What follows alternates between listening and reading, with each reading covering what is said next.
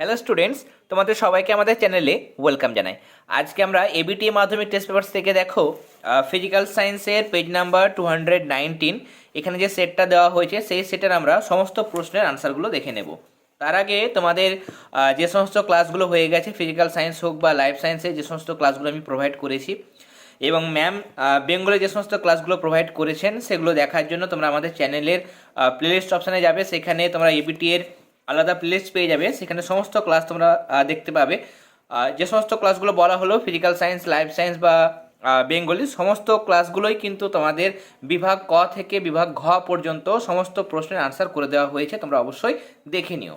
দেখো, প্রথমত আমরা বিভাগ ক সলভ করে নেব। প্রথম প্রশ্ন, প্রধান গ্রিন হাউস গ্যাস তোমরা জানো যে কার্বন ডাইঅক্সাইড CO2 এর যেটা কন্ট্রিবিউশন 49% এর অবদান গ্রিন হাউস গ্যাসের ক্ষেত্রে। কেমন? কার্বন ডাইঅক্সাইড প্রথম আর 2 নম্বর হচ্ছে মিথেন গ্যাস, তাহলে এখানে কার্বন ডাইঅক্সাইড হবে আনসার। সকল আদর্শ গ্যাসের আয়তন শূন্য হয়ে যায় যখন সেটির উষ্ণতা কত হয়? সেটা পরম শূন্য উষ্ণতা, মানে হচ্ছে -273°C। রাসায়নিক পরিবর্তনের সময় কিছুটা ভর শক্তিতে রূপান্তরিত হয়, এটা কোন সূত্র অনুযায়ী হয়? সেটা হচ্ছে E=mc², মানে অপশান এ হবে রাইট আনসার। দৈর্ঘ্য প্রসারণ গুণাঙ্ক নিচের কোন ধরনের পদার্থের ক্ষেত্রে প্রযোজ্য?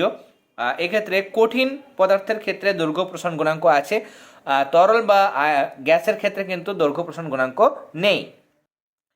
নেক্সট 1.5, বস্তু অপেক্ষা ছোট অসৎবিম্ব গঠিত হয়, এটা উত্তল দর্পণে হয়। প্রতিসরণে কোন আপতন কোণের মানের জন্য ন্যূনতম চ্যুতি হয়? এখানে যদি আপতন কোণের মানটা 0 ডিগ্রি হয় তাহলে সেখানে কি হবে? চ্যুতিটা কিন্তু 0 হবে। কেমন? চ্যুতি হবে না, চ্যুতি ছাড়াই কিন্তু সোজা বেরিয়ে যাবে। একটি অহমীয় রোধকের উদাহরণ হচ্ছে এখানে ডায়োড, ট্রায়োড, এগুলো হচ্ছে অহমীয় পরিবাহী, যেগুলো ওহমের সূত্র মেনে চলে না। ফিউজ যুক্ত থাকে, ফিউজ তার সব সময় লাইভ ওয়্যারের সঙ্গে যুক্ত থাকে, মানে লাইভ তারের সঙ্গে যুক্ত থাকে। ক্যান্সারের চিকিৎসায় যেটা ব্যবহার করা হয় সেটা হচ্ছে দেখো তেজস্ক্রিয় কোবাল্ট ব্যবহার করা হয়। 2 নম্বর পর্যায়ে তীব্র জারণধর্মী যে মৌল সেটা হচ্ছে দেখো ফ্লোরিন। সব থেকে উপরে থাকে ফ্লোরিন, তারপরে থাকে তার নিচের দিকে থাকে ক্লোরিন, ব্রোমিন, আয়োডিন, অ্যাস্টাটিন, এরকমভাবে থাকে, তাই না? 2 নম্বর পর্যায়, এবং যদি আমরা শ্রেণী বলি তাহলে 17 নম্বর শ্রেণী। নিচের কোন যৌগটি গঠনের ক্ষেত্রে অষ্টক সূত্র মান্য হয় না? এখানে লিথিয়াম হাইড্রাইড, এখানে ডুপ্লেট সূত্র মানে দ্বৈত সূত্র ফলো হয়, যেখানে আউটারমোস্ট যে অরবিট বা সেল সেখানে কিন্তু 2টো করে ইলেকট্রন থাকে, এখানে অষ্টক পূর্তি হয় না। এরপরে গলিত বা জলে দ্রবীভূত তড়িৎ বিশ্লেষ্য পদার্থের মধ্যে তড়িৎ পরিবহন কারা করে? যে ক্যাটায়ন এবং অ্যানায়ন তৈরি হয় সেগুলো তড়িৎ পরিবহন করে। এরপর একটি গন্ধহীন গ্যাস যার কোনো গন্ধ নেই সেটা হচ্ছে নাইট্রোজেন। মরিচা ধরা হলো মরচে, এটা একটা কি? জারণ এবং বিজারণ বিক্রিয়া। এরপরে নেক্সট, কার্বাইড বাতিতে এখানে কিন্তু অ্যাসিটিলিন গ্যাসটা ব্যবহার করা হয়। এরপর 2 দাগের প্রশ্নগুলো আমরা সলভ করে নেব এবং এগুলোর আনসার আমরা খাতার মধ্যেও দেখে নেব। প্রথম প্রশ্ন দেখো, সারা পৃথিবী জুড়ে উষ্ণতার ক্রমবর্ধমান যে অবস্থা সেটাকে বলা হয় বিশ্ব উষ্ণায়ন বা গ্লোবাল ওয়ার্মিং। জীবাশ্ম জ্বালানিতে কোন ধরনের শক্তি সঞ্চিত থাকে? এখানে রাসায়নিক শক্তি সঞ্চিত থাকে। অথবা দিয়ে কোষে শক্তি রূপান্তর কি হয়? সৌরকোষে সৌরশক্তি বা আলোক শক্তি সেটা বিদ্যুৎ শক্তি অর্থাৎ তড়িৎ শক্তিতে রূপান্তরিত হয়। বিদ্যুৎ শক্তি লিখতে পারো বা তড়িৎ শক্তি লিখতে পারো, তাহলে সৌরশক্তি বা আলোক শক্তি থেকে তড়িৎ শক্তি বা বিদ্যুৎ শক্তি। এরপরে 27°C, মানে সেলসিয়াস থেকে পরম স্কেল মানে কেলভিন স্কেলে যাবো, তাহলে 273 যোগ করবো, হয়ে যাবে 300 কেলভিন। আদর্শ গ্যাসের সমীকরণ হচ্ছে PV=nRT। এখানে দেখো এসআইতে যে কোনো প্রসারণ গুণাঙ্ক, সেটা দৈর্ঘ্য প্রসারণ গুণাঙ্ক হোক বা আয়তন বা ক্ষেত্র প্রসারণ গুণাঙ্ক, সবগুলোর ক্ষেত্রে শুধু উষ্ণতার এককটাই থাকে, তাহলে এখানে কেলভিন পার কেলভিন বা কেলভিন ইনভার্স এটা হবে আনসার। অথবা দিয়ে পাত্রের প্রসারণ বেশি হলে তরলের প্রকৃত প্রসারণ কিন্তু পাত্রের প্রসারণের উপর নির্ভর করে না, তাহলে কোনো কিছুই হবে না, বাড়বেও না কমবেও না, অর্থাৎ একই থাকবে। মানুষের চোখে নিকট বিন্দুর অবস্থান হচ্ছে 25 সেন্টিমিটার, কেমন? 25 সেন্টিমিটার। নেক্সট পরের পাতায় মানে আমাদের দেখো নেক্সট কোশ্চেন যেটা, সেটা হচ্ছে যে দৃশ্যমান আলো তরঙ্গ দৈর্ঘ্য মিটারে লিখলে তোমরা লিখবে 4 × 10⁻⁷ মিটার থেকে 8 × 10⁻⁷ মিটার।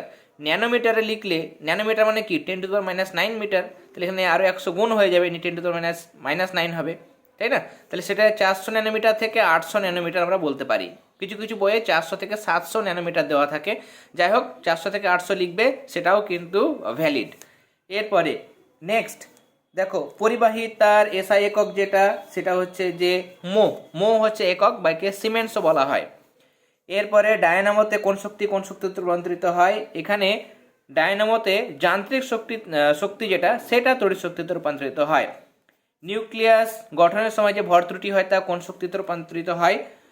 এখানে ভর ত্রুটির জন্য সেখানে নিউক্লিয় বন্ধন শক্তিতে রূপান্তরিত হয়।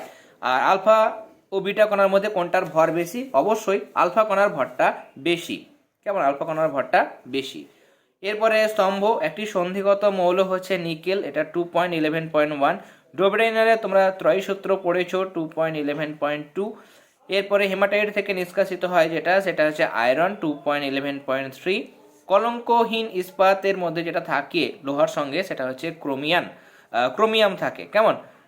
তাহলে এটা কেমন? 2.11.4। যে সমস্ত প্রশ্নগুলো সলভ করা হচ্ছে সেগুলোর আনসার যদি তোমরা পেতে চাও, পিডিএফ এর আকারে যদি পেতে চাও, তাহলে সেক্ষেত্রে তোমরা আমাদের পেড হোয়াটসঅ্যাপ গ্রুপে অ্যাড হতে পারো। এই সংক্রান্ত ডিটেলস আমি আমাদের যেটা কমিউনিটি সেকশন সেখানে পোস্ট করে দিয়েছি, বা আমি তোমাদের স্ক্রিনেও মেনশন করে দিচ্ছি। যারা যারা ইন্টারেস্টেড আছো তোমরা সেই হোয়াটসঅ্যাপ নাম্বারে যোগাযোগ করতে পারো। তাহলে কিন্তু তোমরা এই সমস্ত প্রিপারেশনের যা কিছু সলভ করা হচ্ছে এবিটি টেস্ট পেপার, বা এরপরে যখন পর্ষদ টেস্ট পেপার সলভ করা হবে, দুটো টেস্ট পেপার থেকে ফিজিক্যাল সায়েন্স, লাইফ সায়েন্সের সম্পূর্ণ সলিউশন তোমরা পেয়ে যাবে।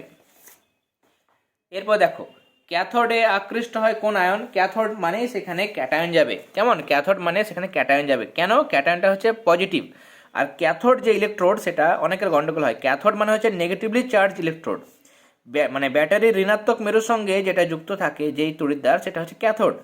আর পজিটিভ মেরুর সঙ্গে যেটা যুক্ত থাকে সেটা হচ্ছে অ্যানোড। তাহলে ক্যাথোড যদি নেগেটিভ হয় তাহলে অবশ্যই তাতে কে যাবে? প্লাসগুলো যাবে। প্লাস মানে কারা যাবে? ক্যাটায়নরা যাবে। অ্যানোড যেহেতু পজিটিভ, কেমন? তার জন্য অ্যানায়নগুলো কী হয়? মাইনাস হয়, তবেই সেটা আকর্ষণ করে। কেমন? এটা কিন্তু গন্ডগোল করবে না। তামা তড়িৎ লেপনের জন্য তড়িৎ বিশ্লেষ্য হিসাবে কপার সালফেটে জলীয় দ্রবণ ব্যবহার করা হয়। অথবা যে প্রশ্ন, একটি মৃদু তড়িৎ বিশ্লেষ্য অ্যাসিটিক অ্যাসিড। নাইট্রোজেন অণুতে কয়টি নিঃসঙ্গ ইলেকট্রন জোড় থাকে? এখানে 2টি নিঃসঙ্গ ইলেকট্রন জোড় থাকে। নাইট্রোজেনের মধ্যে ট্রিপল বন্ড, আর এই নাইট্রোজেনের যে 3টে ইলেকট্রন, এর 3টে ইলেকট্রন 3 জোড়া ইলেকট্রন জোড় গঠন করে। কেমন? আর এই দুটো নিঃসঙ্গ ইলেকট্রন জোড় বন্ধনে অংশগ্রহণ করে না, এদেরকে বলা হয় লোন পেয়ার অফ ইলেকট্রনস। তাহলে দুটো থাকে, দুটোর মাথায় দুটো। কেমন? একটা জোড় মানে একটাই কাউন্ট করা হয়, তাহলে এই একটা দুটো। লোন পেয়ার মানেই হচ্ছে জোড়, নিঃসঙ্গ জোড় মানে একটা পেয়ারকে একটাই বলবো।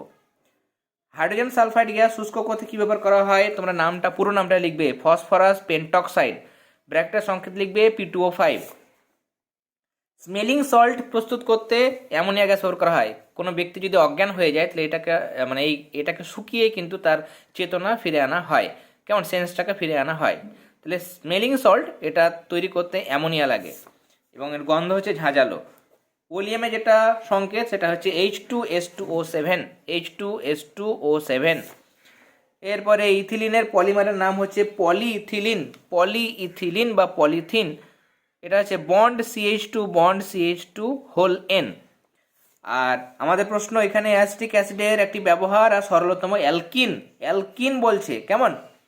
তাহলে ভিনিগার তৈরি করতে অ্যাসিটিক অ্যাসিড ব্যবহার করা হয়। সরলতম অ্যালকিন মানে জেনারেল ফর্মুলা তোমরা মনে রাখবে CnH2n। অ্যালকেন যখন হয় তখন CnH2n+2 হয়। কেমন? আমি একবার লিখে দিচ্ছি, দেখো, অ্যালকেন এটা হচ্ছে CnH2n+2, মানে কার্বন যেটা থাকবে হাইড্রোজেন তার ডবলের থেকে দুটো বেশি থাকবে। এটা কি? এটা হচ্ছে অ্যালকেন।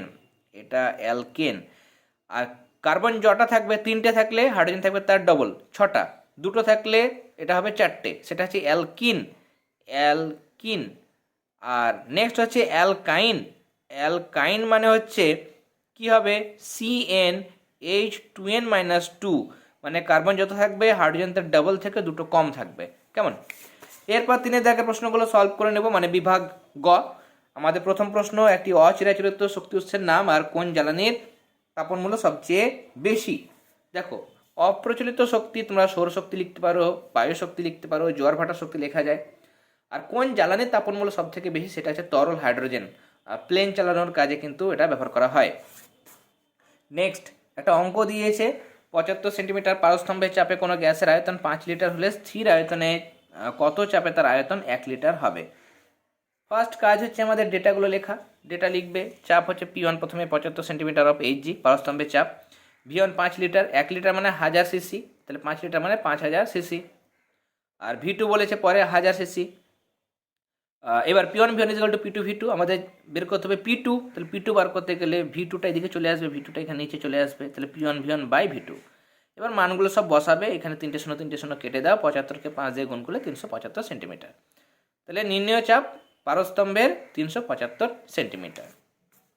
পরের প্রশ্ন আমাদের এখানে অথবা যে আরও একটা গাণিতিক সমস্যা দিয়েছে, 700 মিলিমিটার চাপে ও 20 ডিগ্রি সেলসিয়াস উষ্ণতায় 96 গ্রাম ভরের একটি গ্যাসের আয়তন 48 লিটার, গ্যাসটির আণবিক গুরুত্ব কত? তাহলে গ্যাসটির ভর ডাব্লিউ বলেছে 96 গ্রাম, উষ্ণতা বলেছে দেখো 20 ডিগ্রি সেলসিয়াস, তাহলে কেলভিনে করতে গেলে 273 যোগ করব, তাহলে 293 কেলভিন। আয়তন 48 লিটার, চাপ বলেছে 700 মিলিমিটার, তাহলে লিটার অ্যাটমসফিয়ার করতে গেলে এটিএমে আমাকে চাপটা আনতে হবে, এটিএমে করতে গেলে 760 মিলিমিটার, যেহেতু তাহলে 760 মিলিমিটার দিয়ে ভাগ করব, তাহলে এত এটিএম। আমি এটাকে এরকমই রেখে দিলাম, তার কারণ শেষে ক্যালকুলেশন করব। আর এর মান 0.082, এত litre atmosphere kelvin inverse mole inverse. Molar ভর বের করার নিয়ম হচ্ছে এটা, তার কারণ PV equal to nRT, n মানে কি মোল সংখ্যা, সেটাকে কি করে লেখা যায় W/m। এবার আমাদের আণবিক গুরুত্ব বার করতে হবে, m বার করতে হবে, তাহলে m যদি এই দিকে আসে তাহলে PVটা নিচে আসবে, তাহলে WRT/PV সেটা লিখলাম।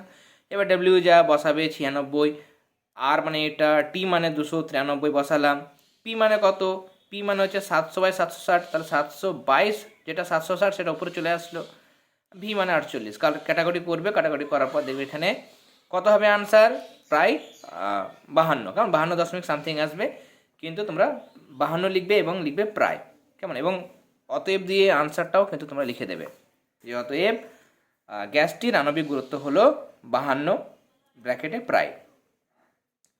এরপরে কাঁচের প্রতিসরাঙ্ক √2, একটি আলোকরশ্মি কাঁচের ব্লকে 45 ডিগ্রি কোণে আপতিত হলো, প্রতিসরণ কোণের মান কত? তাহলে এখানে মিউ প্রতিসরাঙ্ক হচ্ছে sin i by sin r, আপতন কোণ 45 ডিগ্রি, তাহলে sin 45, নিচে sin r, আর এর মান বের করব। তাহলে মিউ প্রতিসরাঙ্ক বলেছিল √2, তাহলে √2 বসালাম, sin 45 by sin r, sin 45 এর মান 1/√2, নিচে sin r, তাহলে sin r মানে √2টা নিচে চলে আসবে, তাহলে 1/√2, √2 নিচে চলে আসলে এটাও নিচে চলে আসবে, তাহলে 1/√2 ইন্টু 1/√2, √2 √4 মানে 4 বর্গমূল কত, 2 হয়ে গেল। তাহলে সাইন আর মানে 1/2, তাহলে সাইন কত ডিগ্রির মানে 1/2, সাইন 30 ডিগ্রি। এবার দুই দিকে সাইন সাইন কেটে দাও, তাহলে শুধু পড়ে থাকে আর মানে 30 ডিগ্রি, অতএব প্রতিসরণ কোণের মান হয়ে যাবে 30 ডিগ্রি। এরপরে নেক্সট দেখো, অথবা যে প্রশ্ন, কোনো মাধ্যমে আলোর বেগ এত, প্রতিসরাঙ্ক কত? এটা একদমই সোজা, অনেক সময় এটা কিন্তু 1 নম্বরের প্রশ্ন দেয়, কেমন, এমসিকিউ এর মধ্যেও দিয়ে দেয়, অপশান দিয়ে দেবে। প্রতিসরাঙ্ক মিউ মানে হচ্ছে c/v, c মানে হচ্ছে শূন্যস্থানে আলোর বেগ, আর ভি মানে ওই মাধ্যমে আলোর বেগ, যে মাধ্যম বলবে, জল হতে পারে, হীরক হতে পারে, যেটা বলবে তাতে আলোর বেগ কত। শূন্যস্থানে আলোর বেগ তোমরা এটা জানো, এটা বসাবে, আর যেটা বলে দিয়েছে ওই মাধ্যমে আলোর বেগ 2 ইন্টু এটা বসাবে, এটা কেটে দাও, 3কে 2 দিয়ে ভাগ করলে হয়ে যাবে 1.5, তাহলে এটা হচ্ছে ওই মাধ্যমে প্রতিসরাঙ্ক। তোমরা যারা ক্লাসগুলো দেখছো তারা অবশ্যই ক্লাসগুলোতে লাইক দেবে, ক্লাসগুলো তোমাদের কেমন লাগছে সেটা অবশ্যই কমেন্ট সেকশানে জানাবে, তার কারণ তোমাদের সাপোর্ট ছাড়া বা তোমাদের ভালোবাসা ছাড়া কোনোভাবেই, যেভাবে আমি ক্লাসগুলো প্রোভাইড করছি প্রত্যেকটা প্রশ্নের সলিউশান তোমাদের দেখিয়ে দিচ্ছি, এবং টেক্সট বুক থেকে আমরা বড় প্রশ্নগুলো সলিউশন করব, কেমন। তাহলে তোমাদের যদি ক্লাসগুলো ভালো লেগে থাকে, তোমাদের সাপোর্ট অবশ্যই দরকার, তোমরা কিন্তু সাপোর্ট করবে, ক্লাসগুলোতে লাইক দেবে এবং তোমাদের ফ্রেন্ড সার্কেলের মধ্যে অবশ্যই ক্লাসগুলো শেয়ার করবে। দেখো 3.4, পরিবাহীর রোধ, প্রস্থচ্ছেদ ও দৈর্ঘ্যের মধ্যে সম্পর্ক নির্ণয় করো। যে টেক্সট বুক আছে সেখান থেকে তোমরা করবে, আমি এখানে সাঁতরা থেকে তোমাদের দেখাচ্ছি। প্রশ্নটা কিন্তু তোমরা বুঝবে, কেমন। এখানে দেখো, খেয়াল করো, সম্পর্ক নির্ণয় করো, যদি বলে সম্পর্ক লেখো তাহলে শুধুমাত্র সম্পর্কটা তোমরা লিখবে, এটা লিখবে নি, তারপরে কোনটা কি রাশি, আর মানে কি, রো মানে কি, এল মানে কি, এ মানে কি, সেটা তোমাদের লিখতে হবে। কিন্তু এখানে সম্পর্ক নির্ণয় করতে বলেছে, তাহলে আর যেটা মানে কোনো পরিবাহীর রোধ, সেটা কিসের উপর নির্ভর করে, দৈর্ঘ্যের সমানুপাতিক, দৈর্ঘ্য বাড়লে রোধ বাড়ে, তাহলে সমানুপাতিক। প্রস্থচ্ছেদ যদি বাড়ে তাহলে রোধটা কমে, তাহলে উল্টো ব্যস্তানুপাতিক, তাহলে 1/a, আর 1/a এটা লিখলাম। এবার দুটোকে কম্বিনেশন করো, তাহলে উপরে l × 1 মানে এলই থাকবে, আর নিচে এ, এবার সমানুপাতিক ধ্রুবক রো আনবে, সেটা হচ্ছে রোধাঙ্ক বা আপেক্ষিক রোধ নিয়ে একদম এখান থেকে শুরু করে তোমরা এতটা পর্যন্ত লিখবে। কেমন? নেক্সট কোশ্চেন দেখো আমাদের জলের অণুর ইলেকট্রন ডট যে স্ট্রাকচার সেটা তোমরা পারবে, তোমাদের একবার দেখিয়ে দিচ্ছি। দেখো এখানে তোমরা জানো হাইড্রোজেনের সর্বস্থ কক্ষে একটা ইলেকট্রন, তার একটা ইলেকট্রন। অক্সিজেনের যেটা পারমাণবিক সংখ্যা সেটা 8, তাহলে 2,6 6টা ইলেকট্রন বাইরের দিকে দেখাবে, নিয়ে তারপরে একটা করে ইলেকট্রন মাঝখানে এসে ইলেকট্রন জোড় গঠন করবে, নিয়ে সমযোজী এক বন্ধনের মাধ্যমে জলের অণু গঠিত হবে। নেক্সট কোশ্চেনে যাব। এখানে দেখো এটা অ্যাসিটিলিন এবং সোডিয়াম হাইড্রাইড, এদের মধ্যে কোনটা আমাদের তড়িৎযোজী এবং কোনটা সমযোজী সেটা আমাদের লিখতে হবে। এটা আমি একটু এক্সপ্লেন করেছি এখানে। দেখো অ্যাসিটিলিন অণু যদি আমরা দেখি তাহলে সেখানে কার্বন পরমাণুর কি হচ্ছে একটা করে ইলেকট্রন, কার্বন পরমাণু ইলেকট্রন ধরো এটা ডটগুলো, কেমন ডটগুলো কার্বন ইলেকট্রন। তাহলে কার্বনের বাইরের কক্ষে কটা ইলেকট্রন থাকবে? Carbon, hydrogen, helium, lithium, beryllium, boron, carbon. তাহলে 6 হচ্ছে পারমাণবিক সংখ্যা, তাহলে 2,4, তাহলে বাইরে 4টে ইলেকট্রন। তাহলে এই কার্বনে দেখো এই 1 2 3 4 এই 4টে এই কার্বনের, এই 1 2 3 4 4টে ইলেকট্রন। ক্রসগুলো হচ্ছে হাইড্রোজেনের, তাহলে একটা করে কার্বনের ইলেকট্রন, হাইড্রোজেনের একটা ইলেকট্রন এসে ইলেকট্রন জোড় গঠন করেছে। এখানেও কার্বনের একটা, হাইড্রোজেনের একটা মিলে ইলেকট্রন জোড়। আর বাকি কার্বনের এই কার্বনের 3টে আর এই কার্বনের 3টে মিলে 3 জোড়া ইলেকট্রন জোড় গঠন করেছেন। এখানে সমযোজী ত্রিবন্ধন আর হাইড্রোজেনের সঙ্গে সমযোজী এক বন্ধনের মাধ্যমে অ্যাসিটিলিন অণু গঠিত হয়েছে, তার মানে এটা সমযোজী যৌগ। আবার যদি সোডিয়াম হাইড্রাইড দেখি আমরা, সেখানে দেখো কি হচ্ছে, সোডিয়ামের বাইরের কক্ষে একটা ইলেকট্রন, সেটা হাইড্রোজেনের আউটারমোস্ট অরবিট সেখানে কিন্তু ট্রান্সফার করে, তাহলে ইলেকট্রন বর্জন করে ক্যাটায়ন হয়, এটা ইলেকট্রন হাইড্রোজেন ইলেকট্রন গ্রহণ করে অ্যানোয়নে পরিণত হয়, নিয়ে প্লাস এবং মাইনাস ক্যাটায়ন আয়নের মধ্যে স্থির তড়িৎ আকর্ষণ বলের প্রভাবে এরা যুক্ত হয়ে সোডিয়াম হাইড্রাইড উৎপন্ন করে। অর্থাৎ এটা হচ্ছে তড়িৎযোজী বা আয়নীয় যৌগ। এরপরে ইউরিয়া জলীয় দ্রবণ তড়িৎ পরিবহন করতে পারে না, কিন্তু এখানে বলছে যে সোডিয়াম হাইড্রক্সাইড মানে NaOH সেটা কেন তড়িৎ পরিবহন করতে পারে। তার কারণ হচ্ছে ইউরিয়া তড়িৎ অবিশ্লেষ্য, তাহলে কোনোভাবে ভাঙে না, আয়নে ভেঙে যায় না, তার জন্য তড়িৎ পরিবহন করে না। সোডিয়াম হাইড্রক্সাইড এটা Na+OH- ভেঙে যায়, তার জন্য তড়িৎ পরিবহন করতে পারে। এরপরে নেক্সট, তৈলচিত্রের সাদা রং পুরনো হলে কালো হয়ে যায় কেন? দেখো তৈলচিত্রের মধ্যে লেড হোয়াইট নামে এক ধরনের রং ব্যবহার করা হয়, যাতে অনেক কিছু যৌগ থাকে, lead carbonate, lead sulphate, lead hydroxide এগুলো থাকে। এরা কি করে, যখন তৈলচিত্র পুরনো হয়ে যায় বাতাসের হাইড্রোজেন সালফাইড মানে H2S এর সঙ্গে বিক্রিয়া করে এই সমস্ত যৌগগুলো তৈরি করে। পিবিএস প্রত্যেকটাতেই লেড সালফেট উৎপন্ন করে এবং এটার রং হচ্ছে কালো, এই জন্য কিন্তু এটা কালো দেখায়। এতটা পর্যন্ত তোমাদের লিখতে হবে। পরের প্রশ্ন, পারদ সংকর কাকে বলে একটি উদাহরণ দাও। এটা তোমরা সবাই পারবে।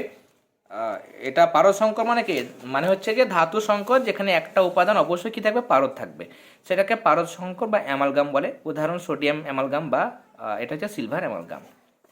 পরের প্রশ্ন, এখানে অথবা দিয়ে জিঙ্কের একটি আকরিকের নাম এবং সংকেত তোমরা লিখবে জিঙ্ক ব্লেন্ড, কেমন, জিঙ্ক ব্লেন্ড এবং সংকেত হচ্ছে ZnS। টেফলনের মনোমারের নাম লেখো, টেফলনের একটি ব্যবহার লেখো। টেফলনের মনোমার সাঁতরার, আমার এটা পুরনো বই, পেজ নাম্বার ম্যাচ করতে পারে নাও পারে। টেফলনের মনোমার টেট্রাফ্লুরো ইথিলিন, সংকেতটা দেবে। ব্যবহার হচ্ছে রাসায়নিক শিল্পে এবং ফ্রাইং প্যান তৈরি করতে ব্যবহার করা হয়। ইথিলিনের উৎস, মিথেনের ব্যবহার। ইথিলিনের উৎস দেখো, ইথিলিন কোথায় পাওয়া যায় এটা তোমাদের দেখিয়ে দিই, এগুলো বোঝানোর কিছু নেই। ইথিলিনের উৎস এখানে দেওয়া হয়েছে, মিথেনের ব্যবহার এখানে দেওয়া হয়েছে, মিথেনের ব্যবহার তোমরা লিখবে। কেমন, একটা ব্যবহার বলেছে একটা লিখবে। বিভাগ ঘ সলভ করে নেব। প্রথম প্রশ্ন, উষ্ণতা পরম স্কেল অনুযায়ী চার্লসের সূত্রটি নির্ণয় করো। তাহলে এটা আমি রাইমার্টিন থেকে দেখাচ্ছি, আমার ক্ষেত্রে এটা পুরনো বই। দেখো পেজ নাম্বার আমার ক্ষেত্রে 57, উষ্ণতার পরম স্কেল অনুযায়ী চার্লসের সূত্র। কেমন, চার্লসের সূত্রটি লেখো। তাহলে আমাদের এখানে এই যে উষ্ণতার পরম স্কেল অনুযায়ী চার্লসের সূত্র, এখান থেকে শুরু করবে। পরম স্কেল মানে ক্যাপিটাল T অনুযায়ী তোমাদের লিখতে হবে। এবং নিচে যে সূত্রটা দেওয়া হয়েছে যে স্থির চাপে নির্দিষ্ট ভরে কোনো গ্যাসের আয়তন পরম উষ্ণতা সমানুপাতিক। অনেক সময় এক কথাতেও জিজ্ঞাসা করে যে পরম স্কেলে চার্লসের সূত্রটি বিবৃত করো 1 নম্বর, তখন তোমরা কিন্তু এটা দেবে। কেমন, আর এখন এটা পুরোটাই তোমাদের দিতে হবে। কেমন, এরপরে জলের একটি অণুর ভর কত? জলের একটি অণুর ভর, কেমন, জলের যেটা আণবিক ভর সেটা কত, সেটা হচ্ছে 18 গ্রাম মোল ইনভার্স, মানে 18 গ্রাম পার মোল। 1 মোল যে কোনো গ্যাসে অণু সংখ্যা কত? অ্যাভোগাড্রো সংখ্যা মানে 6.022 ইন্টু 10⁻23। তাহলে এতগুলো জলের অণুর ভর হচ্ছে 18 গ্রাম, তাহলে একটার কত? বাই 18, তাহলে ভাগ করবে, পেয়ে যাবে এত গ্রাম। অথবা দিয়ে প্রশ্ন, কি পরিমাণ মার্বেল পাথরকে লৌহ হাইড্রোক্লোরিক অ্যাসিড দ্বারা সম্পূর্ণ বিক্রিয়া ঘটালে এসটিপিতে 33.6 লিটার কার্বন ডাইঅক্সাইড উৎপন্ন হবে? প্রথমে তোমরা বিক্রিয়া যেটা সমিত সমীকরণ সেটা দেবে। ক্যালসিয়াম কার্বনেট এই সেলের সঙ্গে বিক্রিয়া করে ক্যালসিয়াম ক্লোরাইড জল এবং কার্বন ডাইঅক্সাইড উৎপন্ন করে। 1 মোল, এটা 1 মোল, কেমন? তাহলে 100 গ্রাম, আর এটা হচ্ছে 22.4 লিটার। এটা বার করবে, ক্যালসিয়ামের 40, কার্বনের 12 আর অক্সিজেনের 16, 48। তাহলে 48 আর 12 হচ্ছে 48 আর 12 60, 60 আর 40 100, তাহলে 100 গ্রাম হয়। এবার আমাদের প্রশ্ন কি? প্রশ্ন হচ্ছে যে এত লিটার কার্বন ডাইঅক্সাইড উৎপন্ন করতে হবে। তাহলে 22.4 লিটার কার্বন ডাইঅক্সাইড উৎপন্ন হয় 100 গ্রাম CaCO3 থেকে।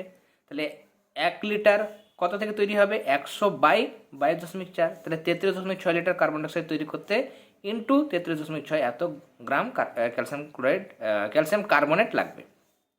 এবার এটাকে কাটাকাটি করবে। এটা যদি কাটাকাটি করি আমরা, কত দিয়ে কাটবে এটা? দেখো, এটা 1 1 2 112। এটা তোমরা কাটাকাটি করবে, কেমন? 2 দিয়ে কাটাকাটি করতে পারো বা অন্য বড় জিনিস দিয়ে কাটাকাটি করতে পারো, দেখবে কিন্তু আনসার হয়ে যাবে, কেমন? এটা যদি কাটাকাটি করো, এটা 3 হবে, এটা 2 হবে। এটা যদি কাটো, এটা 50 হবে, 50 আর 3 গুণ করলে এটা 150 হয়ে যাবে, কেমন? তাহলে 150 গ্রাম। এরপরে নেক্সট কোয়েশ্চেন 4.3, কঠিন পদার্থের তাপ পরিবাহিতা কোন 3টি বিষয়ের উপর নির্ভর করে? এখানে টেক্সট বুক থেকেও লিখতে পারো, যাদের কাছে রেফারেন্স বুক রয়েছে রেফারেন্স বুকেও কিন্তু দেওয়া হয়েছে। তাপ পরিবাহিতা 4টি বিষয়ের উপর নির্ভর করে: ক্ষেত্রফল, তার সঙ্গে সমানুপাতিক; উষ্ণতা পার্থক্যের সঙ্গে সমানুপাতিক; পাতটির বেধেরও সঙ্গে ব্যস্তানুপাতিক; এবং পরিবহনের সময়ের সঙ্গে সমানুপাতিক। 4টি বিষয়ের উপর নির্ভর করে, এটা লিখবে এবং তার সঙ্গে চাইলে এই যে সমীকরণটা দেওয়া হয়েছে একটা লাইনে, সেটা তোমরা লিখতে পারো। নেক্সট, তাপীয় রোধ কাকে বলে? তাপীয় রোধের একক কী? এবং পরিবাহীর দৈর্ঘ্য বৃদ্ধিতে তাপীয় রোধের কীরূপ পরিবর্তন হয়?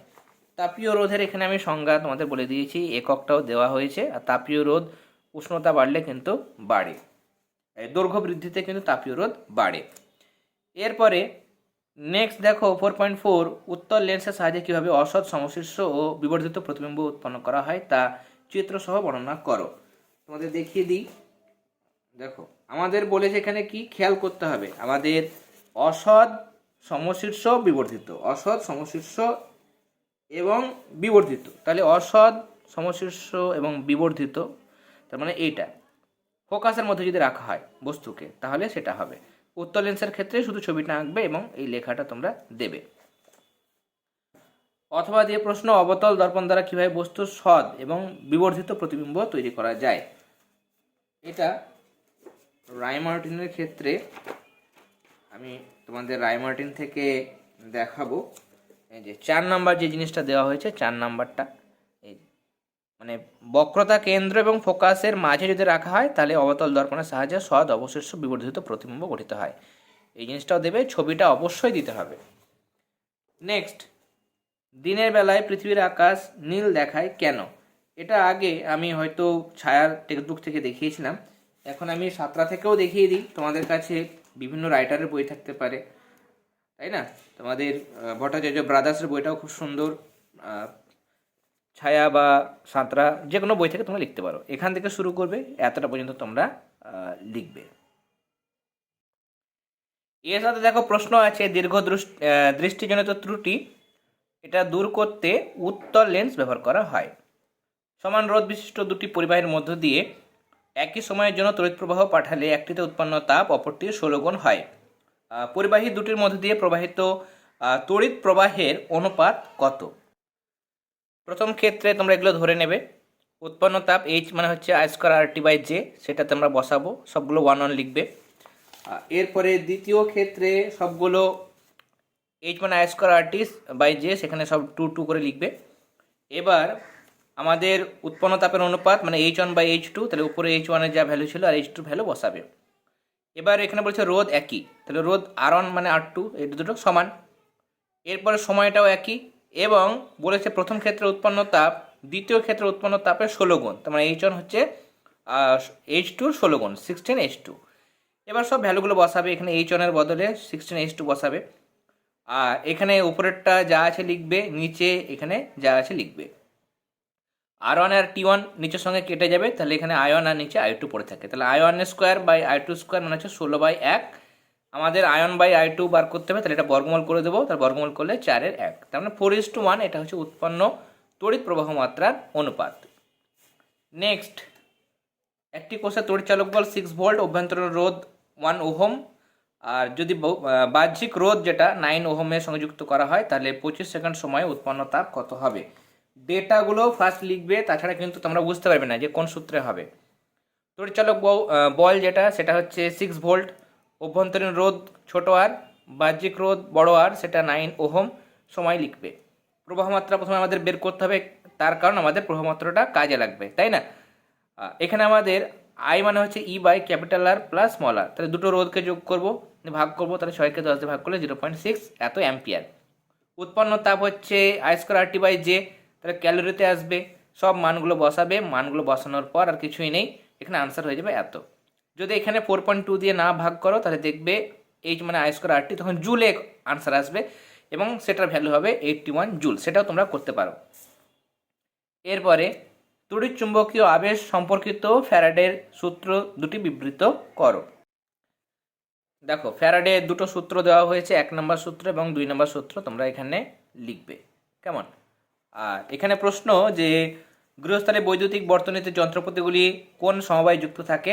সমান্তরাল সমবায় যুক্ত থাকে। নেক্সট, তেজস্ক্রিয়তা একটি কেন্দ্রক ঘটিত পারমাণবিক ঘটনা, এটা আমি বলছি, তোমাদের দেখাচ্ছি। তেজস্ক্রিয়তার এসআই একক যেটা, সেটা হচ্ছে বেকারেল, কেমন, এটার একক হচ্ছে বেকারেল। আর প্রথম পোর্শনের আনসারের জন্য তোমরা তেজস্ক্রিয়তা একটা পারমাণবিক ঘটনা, নিউক্লিয় ঘটনা, সেটা এখান থেকে তোমরা শুরু করবে, কেমন। এখান থেকে শুরু করার পর এখানে দেখো 2 নম্বর 3 নম্বর পয়েন্ট দেওয়া হয়েছে, এবং শুরু করে এতটা পর্যন্ত তোমাদের লিখতে হবে, কেমন। নেক্সট, এখানে 3টে মৌলের পারমাণবিক সংখ্যা মানে পরমাণু ক্রমাঙ্ক বলে দিয়েছে, নিয়ে বলেছে কোনটা ধাতু কোনটা অধাতু, এগুলো আমাদের বের করতে হবে, ভৌত অবস্থা বের করতে হবে, কেমন। তাহলে প্রথমে আমাদের 4.9, তাই তো, তাহলে সেখানে প্রথম জায়গাটা আমরা করব আগে, ইলেকট্রন বিন্যাস লিখে নেব। ইলেকট্রন বিন্যাস লিখেছি, শ্রেণী 7 নম্বর শ্রেণী, মানে মেন্ডেলিভের পর্যায় সারণীর। আর দীর্ঘ পর্যায়ে বললে 17 নম্বর। এটা হচ্ছে গ্রুপ 18, আর এটা লাস্টের কক্ষে 2 ইলেকট্রন 2। যোজ্যতা তোমাদের বারবার আমি শিখে দিয়েছি যে 4-এর বেশি হলে সেখানে 8 থেকে মাইনাস করতে হয়, আর 4-এর কম হলে যেটা যোজ্যতা সেটাই, বারবার বলেছি আমি, এখানে আর বলছি না। তাহলে বাইরের কক্ষে 7টা ইলেকট্রন, যোজ্যতা হবে 8 - 7 = 1। বাইরের কক্ষে 8টা ইলেকট্রন, তাহলে 0, আর এখানে বাইরের কক্ষে 2 ইলেকট্রন 2। এবার এখানে দেখো সি মৌলটা ধাতু কেন, তার কারণ এর বাইরের কক্ষে 2 ইলেকট্রন আছে, তার মানে গ্রুপ 2 নম্বর শ্রেণীতে ধাতুই হয়, ক্ষারীয় মৃত্তিকা মৌল হয়, তার মানে এটা ধাতু। আর যার বাইরের কক্ষে 7টা ইলেকট্রন, সেটা হ্যালোজেন, তাই না, সেটা হচ্ছে অধাতু, তার মানে এটা হচ্ছে অধাতু, এর বাইরের কক্ষে 7টা ইলেকট্রন মানে অধাতু। বিটা কোনটা নিষ্ক্রিয় মৌল? বিটার বাইরের কক্ষে 8টা ইলেকট্রন, অষ্টকপূর্তি মানে নিষ্ক্রিয় মৌল। এবার বলছে এ আর সি যদি যৌগ গঠন করে তাহলে কেমন হবে, যৌগটার বন্ধন প্রকৃতি কি হবে। এ বাইরের কক্ষে 7টা ইলেকট্রনের একটা কি করবে, নিতে পারবে, তাহলে একটা ইলেকট্রন নেবে যখন, তখন অ্যানায়ন তৈরি হবে, ইলেকট্রন গ্রহণ মানে অ্যানায়ন তৈরি হবে, নিয়ে অষ্টকপূর্তি হয়ে গেল, 7টা ছিল 8টা হয়ে গেল। সি মৌল বাইরের কক্ষে 2 ইলেকট্রন, ও ধাতু, তাহলে ধাতু হলে ইলেকট্রন ছাড়বে, ক্যাটায়ন তৈরি করবে, 2 ইলেকট্রন ছাড়বে, নিয়ে সি বাই পজিটিভ তৈরি হবে। তাহলে এ মাইনাস এবং সি বাই পজিটিভ, এরা তড়িৎযোজী বন্ধনের মাধ্যমে যৌগ গঠন করবে, যার সংকেত হবে Ca2। কেন? তার কারণ সির যোজ্যতা দেখো 2 ইলেকট্রন ছেড়েছে, মানে যোজ্যতা 2, তাহলে সেই সির যোজ্যতা 2 সেটা এ নিচে বসবে, এর যোজ্যতা 1 সেটা এর নিচে, তাহলে C1A2 মানে Ca2, 1 যেহেতু আমরা লিখি না। নেক্সট কোয়েশ্চেন বলছে যে পর্যায় সারণীতে কোন শ্রেণীতে কঠিন, তরল এবং গ্যাসীয় সব ধরনের মৌল আছে? 17 নম্বর শ্রেণীতে আছে। তাদের ভৌত অবস্থা মৌলগুলোর নাম, ভৌত অবস্থা এখানে দেখে নাও, আয়োডিন আছে, ব্রোমিন আছে, ক্লোরিন আছে, তাই না। এখানে আয়োডিনটা কঠিন, ব্রোমিনটা তরল, ক্লোরিন গ্যাস, 3 ধরনের কিন্তু আছে। নেক্সট কোশ্চেনে যাব, টিনের ওপর জিঙ্কের প্রলেপ দিতে ক্যাথোড এর তড়িৎ বিশ্লেষ্য। টিনের প্রলেপ দেবো, যার ওপর প্রলেপ দেবো সেটাকে সবসময় ক্যাথোড। যদি এই পেনটার ওপর কিছু প্রলেপ দিই, আমরা সোনার প্রলেপ দেবো ধর পেনটার উপরে, তাহলে পেনটাকে ক্যাথোডে রাখবো। আর যদি সোনার প্রলেপ দিই, তাহলে সোনাটাকে আমি অ্যানোড রাখবো। আর যার প্রলেপ দেবো তার একটা দ্রাব্য লবণকে আমরা কি করব, তড়িৎ বিশ্লেষণ হিসেবে ব্যবহার করব। এই জিনিসটা মাথাতে রাখতে হবে। তাহলে টিনের বস্তুর ওপর প্রলেপ দেবো, তার জন্য টিনটাকে ক্যাথোডে। কিসের প্রলেপ দেবো, জিঙ্কে, তার জন্য জিঙ্কটাকে অ্যানোড। জিঙ্কের প্রলেপ দিচ্ছি, তার জন্য জিঙ্কের একটা দ্রাব্য লবণ মানে জিঙ্ক ক্লোরাইড, যেটা Cl2 হতে পারে, জিঙ্ক সালফেট, এর একটা জলীয় দ্রবণকে তড়িৎ বিশ্লেষণ হিসেবে ব্যবহার করতে হবে। এরপর H2S গ্যাস আমাদের শুষ্ক করতে ফসফরাস পেন্টক্সাইড ব্যবহার করা হয়। ক্যালসিয়াম ক্লোরাইডটা কিন্তু ব্যবহার করা হয় না। এটাও অনেক সময় প্রশ্ন আসে যে এটা ব্যবহার করা হয় কেন, ক্যালসিয়াম ক্লোরাইড ব্যবহার করা হয় না, তখন কিন্তু তোমাদের অনেকটা অ্যান্সার লিখতে হয়। এইটুকুর জন্য শুধুমাত্র এটা লিখবে যে P2O5 ফসফরাস পেন্টক্সাইড একটা নিরোধক এবং আম্লিক পদার্থ, H2S আম্লিক, দুজনেই আম্লিক ভাই ভাই, তাহলে এরা নিজেদের মধ্যে কোনো পরস্পর বিক্রিয়া করবে না, তার জন্য শুষ্ক করা যাবে। আর অন্য ক্ষেত্রে ক্যালসিয়াম অক্সাইড এগুলো দিয়ে আমরা শুষ্ক করতে কিন্তু পারবো না। এখানে এইটুকু আনসারে লিখবে, কেমন? এরপরে আচ্ছা, আরও একটা প্রশ্ন দিয়েছে নাইট্রোলিমের ব্যবহার। নাইট্রোলিম ব্যবহার তোমরা জানো যে নাইট্রোলিম জমিতে সার হিসাবে ব্যবহৃত হয়। এরপরে এখানে আর একটা প্রশ্ন যে 170 ডিগ্রি সেলসিয়াস উষ্ণতায় গাঢ় সালফিউরিক অ্যাসিডের সঙ্গে ইথাইল অ্যালকোহলের বিক্রিয়ায় কি উৎপন্ন হয়, সমীকরণ দাও। আচ্ছা, সমীকরণ দেব, অবশ্যই দেব। তাহলে আমাদের তোমরা টেক্সট বুক বের করো, সাতরা ছায়া একই রকম পেজ নাম্বার হবে মোটামুটি। 170 ডিগ্রি সেলসিয়াস গাঢ় H2S উপর নিরোধন হবে। নিরোধন মানে জল বেরোবে। কীরকমভাবে হয় তোমাদের একটু দেখাই, কোথায় দেখাবো, আচ্ছা আমি এখানেই দেখাচ্ছি। এই যে C2H5 দুই অণু ছিল তো, এক অণু C2H5OH গাঢ় H2S উপর দিচ্ছে। এটা যদি আমরা ভাঙি, দেখো দুটো হাইড্রোজেন C2H5 H5, তাহলে H5 যদি হয় তাহলে C2H5OH। কার্বন কটা আছে? আচ্ছা দুটো। হাইড্রোজেন কটা? 1 2 3 4 5, তাহলে C2H5OH। এবার নিরোধনে কি হয়? নিরোধনে কি হচ্ছে, জলটা বেরিয়ে যায়। যদি আমি এখানকার, আচ্ছা এটা কেটে দেবো, এইখানে OH করলাম তোমাদের বোঝার জন্য, তাহলে এইখানে OH আর H মিলে জল বেরিয়ে যাবে। কি হবে, এখানে দুটো হাইড্রোজেন আছে, তাহলে এটা হবে CH2, আমি এদিকে লিখছি CH2, আর এখানে CHH2, তাহলে CH2, কেমন? আর জল বেরিয়ে গেছে, তাহলে এখানে ডাবল বন্ড হয়ে যাবে। কেন? কার্বনে দেখো একটা দুটো, আর এখানে দুটো, চারটে বন্ড। এই কার্বনে দেখো একটা দুটো, চারটে যোজ্যতা হয়ে গেল। তাহলে এখানে কি তৈরি হবে? ইথিলিন। এটার নাম হবে ইথিলিন। নাম কিন্তু তোমাদের অবশ্যই লিখতে হবে। তাহলে ইথিলিন উৎপন্ন হয়, জল বেরিয়ে যায়। নিরোধন মানে ডিহাইড্রেশন রিয়াকশন। এরপরে দেখো ভিনিগার কি, অ্যাসিটিলিনের একটা ব্যবহার, অ্যালডিহাইডের কার্যকরী উপাদান, অনেক কিছু লিখতে বলেছে। ভিনিগার মানে হচ্ছে তোমরা লিখবে, ভিনিগার হচ্ছে অ্যাসিটিক অ্যাসিডের 5 থেকে 18% জলীয় দ্রবণ হচ্ছে ভিনিগার। মাছ মাংস সংরক্ষণে ব্যবহার করা হয়, তোমরা জানো এটা বাড়িতে ইউজ করা হয়। আর অ্যাসিটিলিন ঝালাইয়ের কাজে অক্সি অ্যাসিটিলিন শিখা ব্যবহার করা হয়। অ্যালডিহাইডের কার্যকরী মূলক কোনটা? ফরমাইল। সংকেতটা লিখবে বন্ড CHO। তাহলে আজকে এই বিটিএ টেস্ট পেপার থেকে আমরা ফিজিক্যাল সায়েন্সের আরও একটা পেপার আমরা সলভ করে নিলাম। ক্লাসটি ভালো লেগে থাকলে অবশ্যই ক্লাসটিতে লাইক দেবে। যারা এখনও পর্যন্ত আমাদের চ্যানেলটি সাবস্ক্রাইব করনি তারা অবশ্যই সাবস্ক্রাইব করে নিও। লাইফ সায়েন্সের ক্লাসগুলো তোমরা দেখে নিও। বেঙ্গলির ক্লাস যেগুলো ম্যাম প্রোভাইড করেছেন সেগুলো তোমরা একটা প্লেলিস্টের মধ্যে পেয়ে যাবে। এই ভিডিও ডেসক্রিপশন বক্সে তোমরা প্লেলিস্ট চেক করতে পারো, বা চ্যানেলের প্লেলিস্ট অপশানে গিয়েও তোমরা ক্লাস 10 এবিটিএ প্লেলিস্ট পেয়ে যাবে। তোমাদের যাবতীয় সমস্যা তোমরা আমাদের যেটা Telegram group, free Telegram group, সেখানে তোমরা শেয়ার করতে পারো। টেলিগ্রাম গ্রুপের লিঙ্ক তোমরা এই ভিডিও ডিসক্রিপশন বক্সের মধ্যে পেয়ে যাবে। তাহলে আজকের ক্লাসে এতটাই, খুব শীঘ্রই বাকি যে সেটগুলো আছে সেগুলো আমরা প্রোভাইড করবো। তাহলে তোমরা সবাই ভালো থেকো।